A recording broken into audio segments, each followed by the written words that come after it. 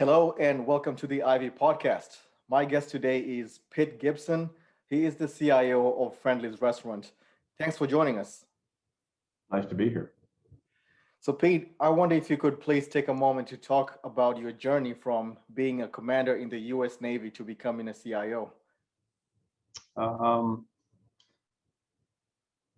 it was not necessarily, it was a typical industry transition shift. So I spent approximately 20 years in the Navy. Was really fortunate to be in operations. I was working on a ship, and then I went to work in the research and development uh, labs and so forth, working on weapon systems. And I ran a program at the time, which was probably one of the best programs the Navy had, which was the U.S. Navy's Tomahawk cruise missile program and the UAV program. And then out of there, I wanted to go into a commercial career. And so I left the Navy while I had this skill set and had brand recognition. And I was picked up by IBM. And while in the Navy, I had a fairly good rank and a really great position at IBM. I started out as a project manager, and I was lucky. I got picked up in their e-commerce group, and the e-commerce group was just put together by Lou Gershner because he didn't want every division in IBM to have their own web presence. So he did one group, and this group was just stood up, and they brought me in to run it. I did not develop it. It was a web-sphere shop. I had the operations of running it before. And literally, two guys before me had a mental breakdown. The guy before me said, "I don't want this," and I kind of look at it, and with a strong process procedures that I had from the government side of running technology organizations, we were able to put it together. It's kind of a funny story that when I first got there, my boss at the time says, "We're going to take a chance on you military types." I go, "Okay, whatever." And then 3 months later, she comes back to me and she says, "Where do we get more of you military types?" And so then at IBM, I had a good run there. Put it together. It was a fast, furious, putting together type situation. From there, I wanted to be a traditional CIO. So I got picked up by Alamo and National Car Rental to be a divisional CIO for, at that time, their car temps division in Sullivan, Ohio. Okay. I have a question, a Sure, follow-up to of something course. you said about the military. Mhm. Do folks from the military transitioning to the corporate side, do they face a challenge in getting jobs on the corporate side because of their military background? Do you think that's something that it's a disadvantage to them, or have times changed? I still see a lot of, not resistance, but I'm not sure people really understand the military. So people think the military is a lot of shouting and screaming, and you can give an order and someone's got to go do it. And yeah, part of that's kind of true. But I will also tell you there's the other side of it also, and that is, you know, people don't necessarily want to go do something unless you're a good leader. You've got to be able to be a good leader to compel them to go do something that they may not normally want to go do. And that is what I consider the true essence of a leader, is getting someone to do they wouldn't necessarily want to go do. And I find those skills and practices be very viable in a commercial career. You may not want to go develop the product that we need to go develop. How do I lead you, incentivize you, entice you? How can I get the organization to go do it? Code quality or system quality may not be where it's at. How do we lead to get that in place for what we need as an organization or what our customers need? So that I find the principles to be very sound. Often when I hear of people, I'm not sure about the military types or whatever, I find it's a very fundamental misunderstanding of what the military does. So in my last position, I had 350 civil servants working for me. And and the civil servants used to have, and I'm sure they would have a saying that us military types, because we would come in, a military officer would come in, and we're only there for 2.5 years. And so the civil servants are there for their entire life for the most part. And they would say to us, well, if we don't like what you're doing, we'll just keep our heads low for 2.5 years and another guy will come in here. And so that kind of really led you to believe that even in that sense, they weren't military, they were civil service at the time, very bright, talented individuals. But if you could not compel them to lead or get them to engage in their work, their positions, they would just keep their heads down. The other thing that I learned out of that was, and it's a really fascinating lesson for me that I still keep really top dead center, is just how important people are in technology. So as I was running this large facility, important facility for the Navy at the time, the civil servants or the associates there were making about 10% what they could have done on the outside. They could have, most of them lived in Fredericksburg, Virginia, and came over to the lab, but they easily could have taken the train from Fredericksburg, Virginia up into Washington, D.C. and really greatly increased their pay. But what was interesting was they had a great group of people to work with. They had great engaging projects that they were working on. And it was a good culture. And that was worth about 10% in salary. Wow.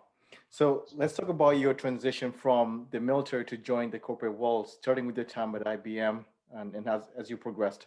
What are some of the leadership differences that you see between military compared to corporate, and how has that helped you in your career from a strategic standpoint?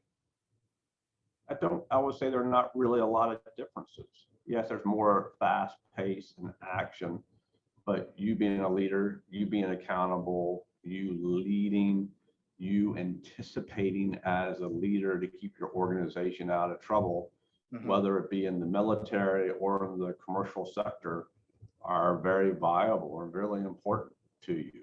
So I don't see it any differently. There are, of course, the differences of the military that, in a order and a command, or you don't have that on the other side of it. So you do have to modify your leadership skills. But I will tell you, as a leader go into an organization, and it's different for every organization, because every organization has their different cultures and so forth. Right. You got to take a toolbox with you.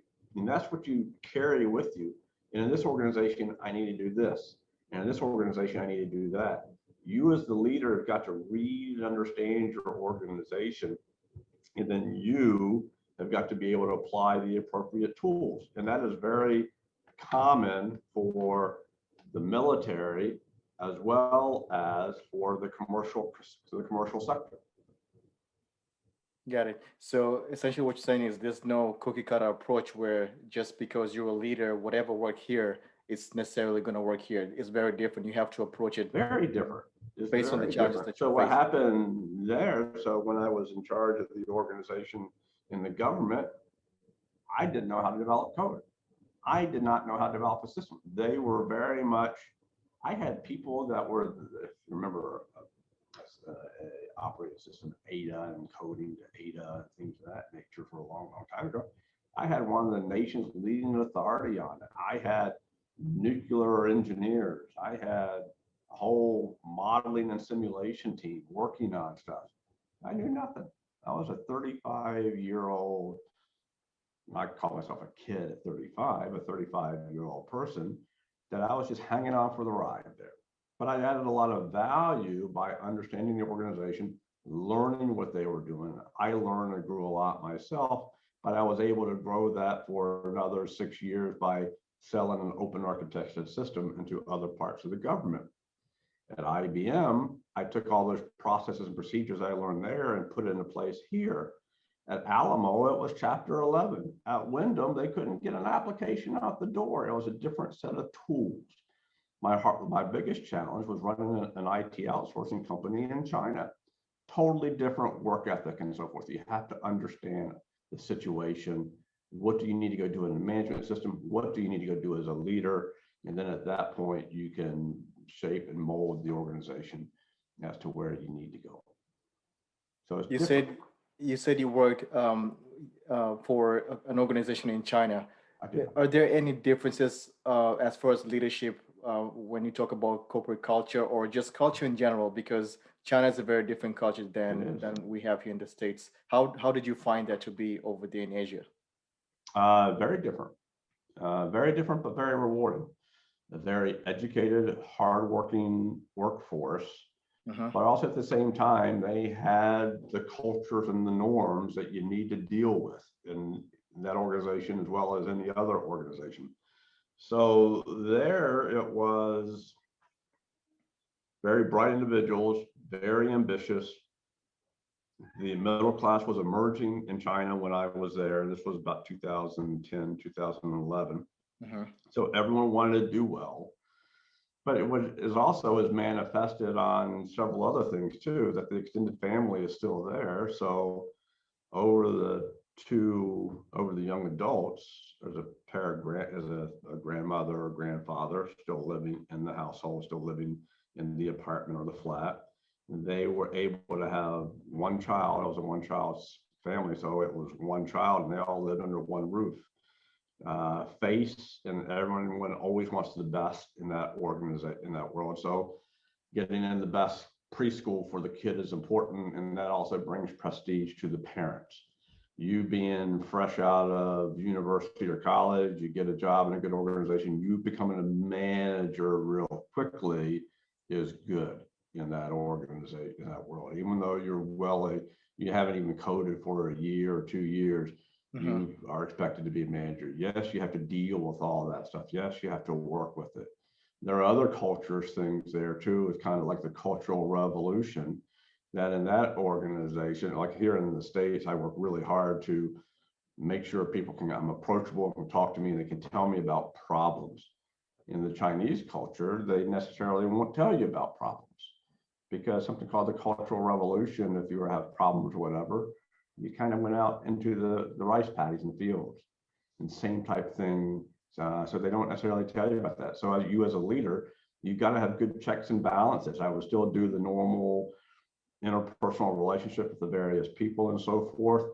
But then also I would have strong KPIs and metrics and would measure almost everything in the organization for when things got out of alignment, I could understand something wasn't right and I need to go in and investigate. Because over here, it wasn't that they weren't trying to hide it.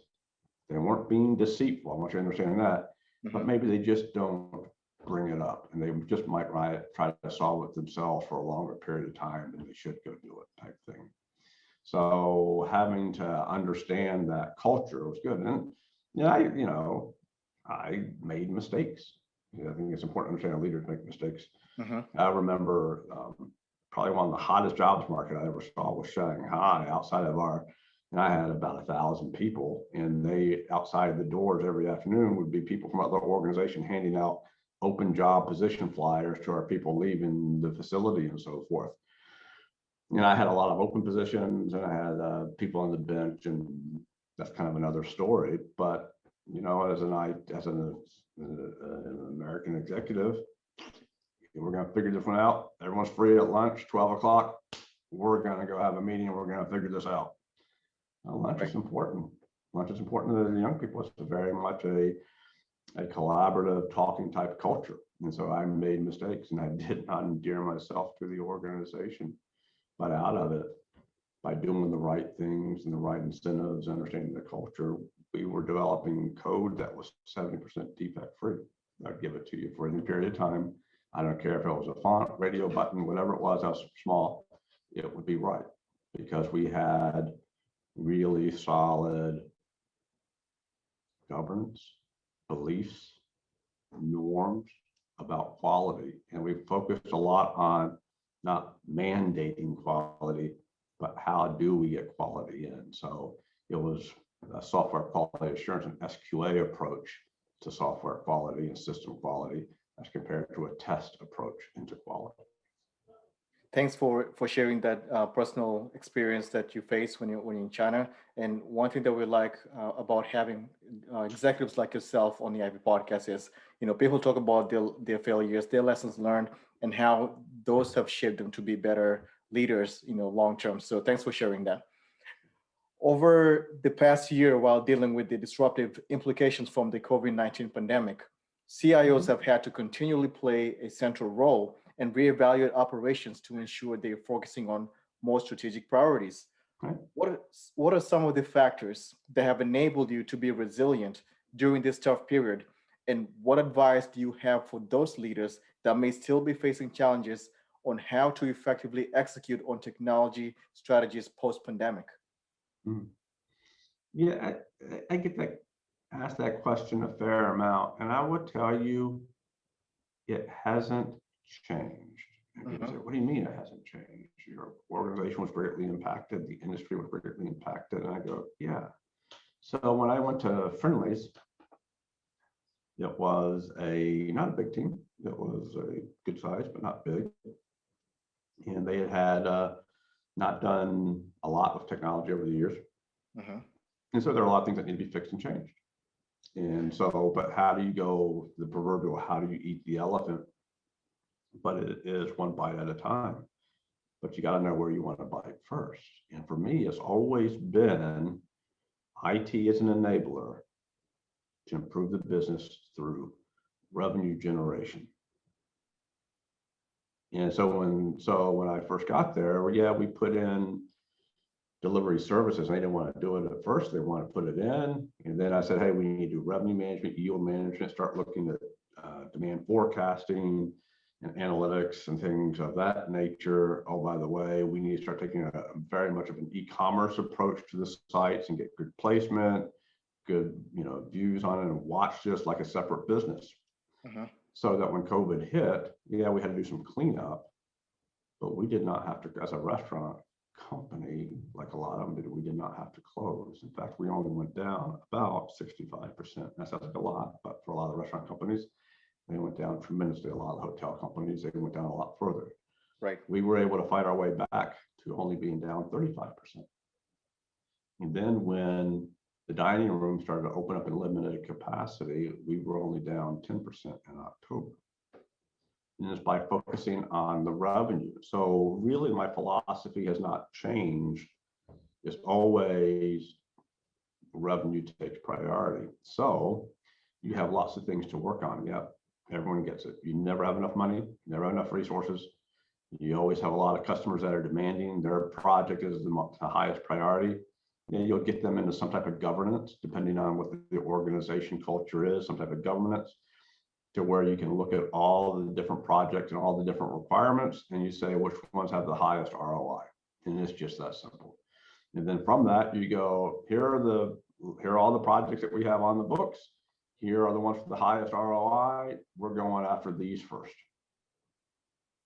And that's the way it was initially. That's the way it's been for years. And that's the way I handled it during the pandemic. And that's the way I would handle it coming out of the pandemic, that is always how you should drive it. I hear so many organizations talk about what's your big IT initiative. Our big IT initiative is we're moving to the cloud. You kind of scratch your head and say, well, that's good, but that's a commodity-based play. What are you doing to improve the revenue for the company? There are a lot of great things out there. Machine learning, AI, things of that nature that can really improve the revenue for the company. That's where you need to go. It's funny that Friendly's, just to be honest with you, was always this great New England brand that everyone knows has been struggling over the years.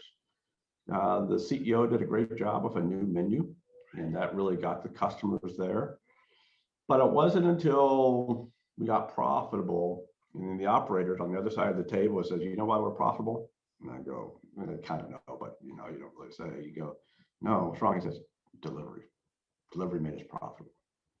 And so that old beleaguered IT team went from being the group that was in the corner to now being a strategic imperative to the organization by focusing on revenue generating systems. That's very insightful. And hopefully, for all our listeners that are paying attention to that point, IT should be focused more on what they can do to help as an enabler to increase their revenue. So that's actually a very good example that you share with us, especially on how Friendly's didn't face a tremendous drop in revenue during the pandemic based on some of the things that you guys did. So that's wonderful to hear. When it comes to innovation, especially during the current times, what strategies and methodologies do you employ that consistently help you come up with innovative ways to solve new challenges that you and your teams face for your products or services? Um, yeah, interesting question. I think first is you got to say what is innovation. Um, Everyone thinks innovation is the penultimate project that's going to innovate the entire company. You kind of go, yeah, it is, but you ain't got the capital for it. Probably don't have the appetite for a high risk project like that. Need servers, and the CEO wants this, and the other guy wants this, and you got this idea of the penultimate project. Well, it's probably not going to happen. So I believe that innovation is extremely important, but I innovate at multiple different levels. Mm-hmm. And the multiple level is I encourage the team to innovate, because innovation very easily could just be to the infrastructure desktop support guy, going to put video cameras on all the desktops so that people can use Teams and can collaborate better. To the infrastructure person, it was get them out of desktops and into laptops. And when that's actually a true story. When I got there, everything was on a desktop, an old PC on the floor, and we got them into laptops. So when COVID hit, we only had to roll out 7 laptops. Everyone else was already mobile. And it took us 18 months to get there. So I allow that to go do that. The departments can go innovate. And I encourage them to work with their different departments on the innovation. Is not necessarily great, but they can go get ideas. Don't ever think that your idea is the best idea. You're the worst idea. The last guy to know anything in the organization is the CIO. Your frontline guys know a lot more than you do. So I'm always talking to HR. I'm always talking to ops. I'm always talking to the finance guys.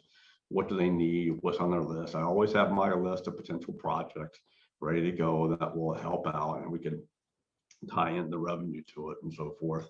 But I encourage the entire organization to innovate. I encourage you to prototype quickly and limitedly. So I'm not afraid to go, hey, you need some, tablets to go test out a new product or a new thing. Here it is, go do it, $200, easy peasy. Oh, finance hasn't approved it. Yeah, I know, they're all going to get all over me for that, but go do it and go give it a try. But also, I don't just want to do it from a technology point of view. You got to do it from a business process point of view. And in that business process, how do we make more money or improve it and so forth? And if it doesn't work, that's quite okay, right? Because the question is, what did we learn from it? And so some real stories are, we had a new product and we wanted to do, instead of the old fashioned way of taking an order, we got to take an order via tablet. And technology worked, had some bugs in it, but we got it to go work. We did all the content and the modifications for it. We had good training. We rolled it out, found out we had technology issues in the restaurants, got all that solved and so forth. And then we rolled the tablets out. We were able to improve table turn time by 25%. As soon as you place your order, it would go right into the kitchen, the KDS, and he would fire it just like that. It would be on your table in about 3 minutes. Technically, it worked great. We ran into problems. And the problems were the younger generation would love tablets. They would be happy to take an order of it. But I had servers that have worked for Friendly's for 40 years. The technology modification was not easy to them, and they kind of revolted back a little bit, and they ended up throwing tablets in the trash can because they didn't like it so much. It was an utter failure. We never did it again. Our learning there was, we have an older demographic, so yeah, we all knew that, but we didn't really understand how it would impact the technology. And we never went that route again. We always did a above the store type technology solution to improve the business. Wow, what an example. And that goes to change management. A lot of companies face that because Mhm. just because the technology may be solving a problem, you got to understand the people side. And that's a perfect example of why that needs to be taken into consideration. Now, I'm a big fan of go try it and go prototype something. And prototype, everyone goes for this solution will work. Well, I'll guarantee you that solution will not work. Yeah, I'll get you to 90% there, 85%, but then you'll need to do some spinning up to get it better and so forth. So go prototype it. Take those requirements that you understand really well and go prototype. Go do a limited release and understand the learnings. Another one we did that was interesting was right now drive-throughs are really hot, right? You Mhm. know, so forth. So a lot of locations don't have a drive-through, and you don't have the money for a drive-through. So there's a lot of put the lanes in and modify. It's a lot of money. And so we tried a virtual drive-through where you put a parking spot outside to go do this. And we normally see anywhere between 20 to 25% of our revenue at a restaurant is drive-through. So we wanted to get something that was comparable to that. So I'm also a big believer that on a project team, it's just not the technology guys, but you got the business guys. In this case, you have the marketing guys. You also have got you also got accounting because they got to do all the books and so forth when all the revenue comes in and attributed appropriately and so forth. So I'd like to have a really good cross-functional project team. We rolled this thing out real quickly, rolled it out in 4 weeks. Good marketing, good technology worked great. Yeah, everything. The store did a fantastic job of training and getting people to go do to be able to support the product very well. The issue was the customer uptake wasn't that high. So instead of 20% or so, we were only averaging around 4 to 5%. So from that though, everything worked beautifully. From that though, we just, instead of a lot of marketing and signage, we had a lot of signage at the restaurant and so forth. We cut the implementation cost back, and then that became a positive ROI, easier to roll out, and it became effective. But we also had to lower expectations as to what the revenue of this was going to be in the restaurant. Great. When hiring for your teams, do you tend to get creative with your interviews? And if so, what do you look for in the candidate responses? I do. Interviewing is really tough. And I've, of course, made some, like we all have, I brought some people on teams that probably weren't necessarily good hires. Others of them have been extremely good hires. I do try to get creative in the interview. I chew in that 1 hour or 2 hours, whatever it might be, of getting to know somebody. I try to really understand them. And yeah, you got to start out with the proverbial interviewing questions. Tell me about yourself. What about this? What about that? But to a good interviewer, those are all stock answers. He knows them. And if he's not, he's out automatically, right? You didn't prepare. You don't know me. You don't know the people in my organization. You didn't prepare. That's a big check against you, right? Because I always like people that prepare, and that way you can solve problems better if you prepare for things. But I try to get them out of this comfort zone of the typical interviewer, and I try to drive them into a really insecure area. So I normally ask a question like, what's the tire pressure of a 747 airplane? And And then, and then I what's do what I just did there is I let them hang. And it's not so much that they know the specific answer, but it's how they think through it. So he says, he said, I don't know. I said, that's fine. Don't expect you to know everything. What do you think? And then he goes, well, I think this. And then I'll peel the onion back another layer. And I go, why? And then when you start doing this, you really start getting to see how they think. So let me try it with you. What is the tire pressure of a 747 tire?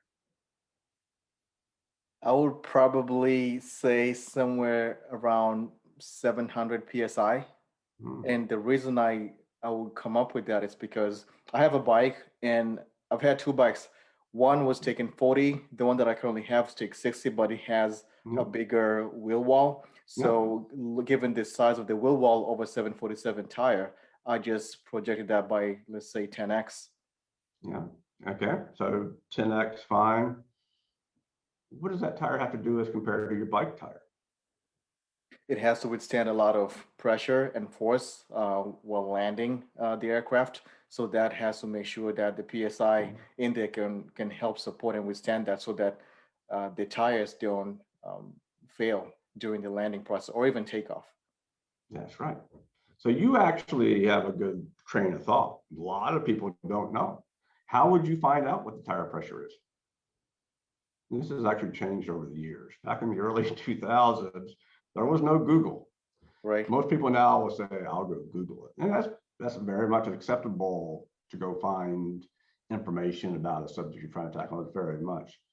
But the actual answer is it's actually fairly low pressure. That's why you have so many of them on there. The reason that it is low pressure is just what you actually brought it up, is landing. Because they take this heavy aircraft as it is descending, and it's got to be able to absorb the load.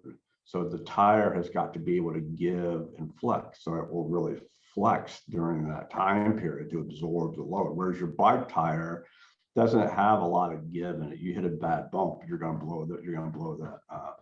You're going to blow the tube on the tire. That's right. And so for this, it's actually very large. But it doesn't matter what the answer is. I got a chance to see Fred think. That's Fred good. does great at podcasts. He does great at other things.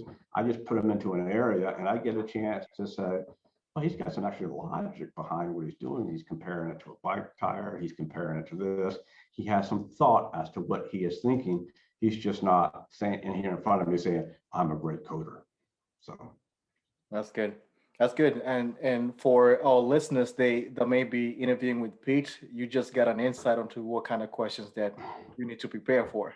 oh, you'll probably get one or two like that. That's right. And it's not a right or wrong answer. It's about how do you think? Give me some insight into who you really are versus the stoic interviewing responses.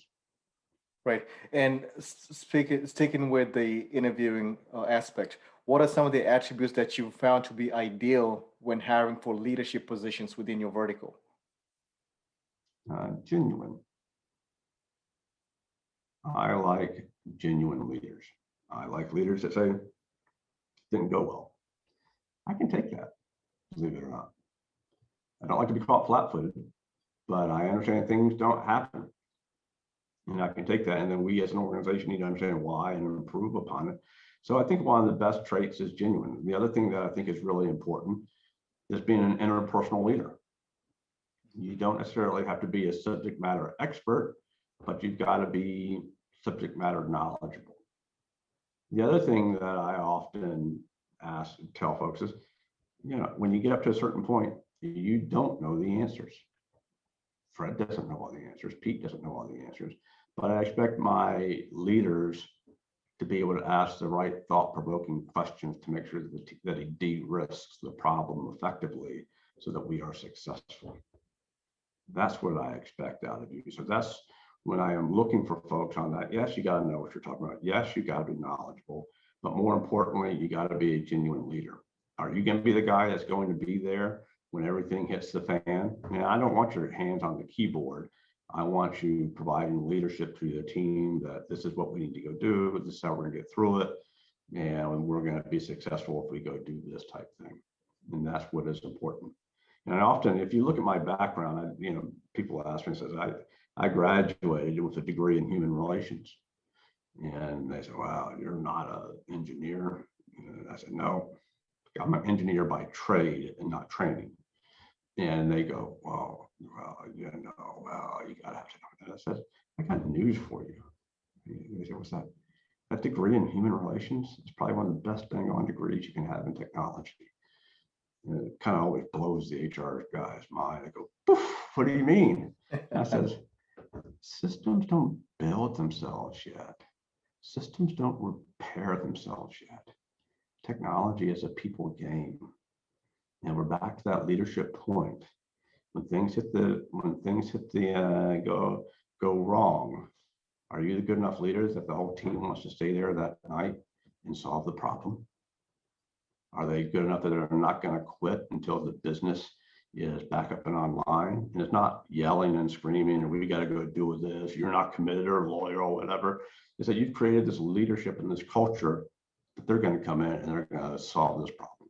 They're not going to take second place. That's what I expect out of my leaders. There's something that you touched on earlier about advanced technologies, and I was going to ask you, the use of advanced methodologies such as AI, machine learning, and deep learning are on the rise across different organizations. What practical advice do you have for teams and organizations that are just now getting started on implementing AI strategies? One is you got to learn what AI is. AI is going to go down as one of these big buzzwords in the technology industry one more time, right behind big data, IPv6, and all these revolutionary changing type technologies. AI is very important, but don't forget that AI in the early 2000s was the horizon of HR back then, of artificial intelligence back then. It was optical character reading. Okay, and that has been solved. So if you go talk to the hardcore data scientists and people like that, they say AI is really stuff that hasn't been solved. However, besides that anecdotal story on the side there, what is important is that you got to understand what it can do and can't go do. AI is nothing more than algorithms and statistics based on information coming into it, looking for signals, whether it be textual, whether it be LiDAR coming in off of a car or whatever it might be, just tons and tons of data and processing it. And that's a very simple approach to it. There's a lot more to it, but you got to understand that stuff. So let's go back and look at analytics are extremely important. Predictive analytics is extremely important. If you understand predictive analytics, you can get into deep learning. Deep learning is really neural networks. That you understand what the middle layer does, but they're neural networks of deep analytics. And then you have machine learning and being able to put all this stuff together, which can be nothing more than a composite algorithms of a lot of different algorithms operating and so forth. So I actually am very bullish on the area. I'm bullish really on predictive analytics. And then from that is deep learning. Machine learning is okay, but doing the predictive analytics is really important. You'll find a lot of organizations are real happy to operate off of an Excel spreadsheet. They don't have the culture for this. They don't necessarily want to take capital and risk on something that may not work out. But I want to encourage you to go do it. So then your question also is, how do you go do it? And so I like to go back to find something that has a fair amount of value in the organization, and then do a low risk project, 2 or 3 folks, prototyping it, see if it can go work, see what the results are. Does it work? Yes. An old stow-up restaurant, Friendly's, we put in revenue management and yield management models, looking at demand, forecasting demand. What can you go do with pricing? Is there season? I mean, everyone knows there's seasonality in ice cream in the summer. All the industry guys know that. Everyone knows that. But how much? How much do you take your price up before you break demand? Start working those models, and you'll start having much better conversations inside the organizations. So with Friendly's, it was we went up 15% to offset the delivery costs on products that went to the homes. That's great. And the question I always ask is, before we started getting into statistics with the organization, was, all right, you went up your hamburger it went from $8 to $13 as it went home. Why not $13.25? Why not $13.50? When does demand break? How can you make this better viable product? So for us, what is digital transformation? That's another big buzzword. No one really knows what it is. But for us, it's clearly defined as a system of systems that generate the right product to the right customer at the right time, at the right price point, which is technology, analytics, business, marketing, and so forth to be successful. Final question for you. And yes, sir. We have a set of listeners that are recent college grads, MBA grads, And this question is normally geared towards people like that or people that are looking to transition into new professions. What Sure. has helped you to get to where you are? And what word of advice would you give to someone that wants to pursue a career that's similar to yours? Couple of things. One is work. Don't be afraid of work. Don't be afraid. The other one is don't stop learning. Don't stop applying what you learn. So what I often find in careers are people will do their job. I'm a Java guy and I code Java. All right, that's great. So what are you doing to improve yourself? What are you learning? Uh, well, I got family, I got this, and yeah, I get all those commitments. But what are you doing to learn? And they go, and then something happens, they don't like the boss, or they leave or whatever, and then they become your career is dictated by opportunities versus you dictating your career. And I encourage you to know what you want to go do. And the learning just isn't necessarily learning to code better. That is good. But learning about the people around you, learning about the business, learning about new things, HR. I'm a big Harvard Business Review guy. I read all the time. I listen to podcasts like that. Some of the stuff is absolutely terrible. Some of the nuggets are really good. Some of those nuggets really help save a company. And I went back to try and apply a few things. So I read a book a long time ago about strategic HR, and you don't have all the money in the world. So how do you invest your money into the right areas of your part of the business? Well, what are the ones that have the highest return on investment? Those are the ones you want to go do, put the money into. The other ones are commodity type plays and don't necessarily, aren't going to generate a lot for you. So well, that's pretty good. So I've been able to apply that in some areas. But I was running this Chinese outsourcing company. I had 20% of my people on the bench, 20% of open headcount. So I was off by 40%. What do you go do? So you kind of go, well, that's kind of interesting. We're really messed up here. Company hasn't grown in 3 years. So what do? We wrote a predictive model that looked at how quickly could I hire somebody, could get that information right out of the HR system. Where could I get the most money if I had it on the system? What was the highest ROI? I mean, if it took me a long time to get it and I could sell it really quickly, well, we take a chance on that guy and we hire him in. Okay. If I can hire a Java person off the street within 5 days, well, I'm not going to put him on the bench and pay him and not have any return on that position. So we could figure out ROI. I could look across by the sector of my skill sets. What was my retention rate? So I could figure out demand for what I needed in those areas. And then from that, we could also tweak it up and down a little bit, i.e. bonuses coming out, bonuses not coming out. People always take for bonus. They always leave after bonus and it goes up a certain amount. We put all that into the predictive model. We would run it every month. My biggest buying decision was labor in an IT services company. And so from that, we were able to I think we got the open headcount down to about 5 headcount and only like a small number of people on the bench. But more important to me was that the customers came to me one time and said, we're really impressed that you can hire 30 people in about 2 weeks. You know, really? That's pretty interesting. I never thought of it that way.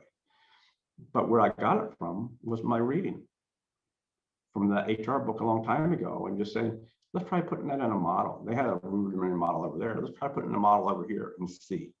Go to put the hours in and see if it works for us. Oh, it worked 85, 90%. Well, that's pretty good. It's not 100%, but it's 90%. Let's try it. Let's base our buying 1 month off of that. And we did. So it was the guy that ran the algorithm, HR, so forth. We'd meet every month, the CFO, because it was a big decision. I always bring him in, say, this is it. That little learning of HR helped save dang gone company. The stuff I learned in hotels was applied differently. So never stop learning in your career because we'll probably have some opportunity for you later on. And I find so many people, they do their basic thing and they do their job, but they stop growing. And that's the biggest thing to having a good career, is continue to grow. The other thing is don't be afraid of taking on the new job. Yeah, you want those messed up situations. Yeah, you want to improve it. Yeah, you want to be the go-to guy to get it fixed. Yeah, it's going to take you a lot of hours and it's going to hurt a little bit. But those are the guys that get the opportunities as you go through your career, not the guys that leave on a safe game. Great. Don't stop learning. Thank you for taking the time to talk to us today, Pete. This has been really fascinating. Thanks, Fred. Have a good day. You as well.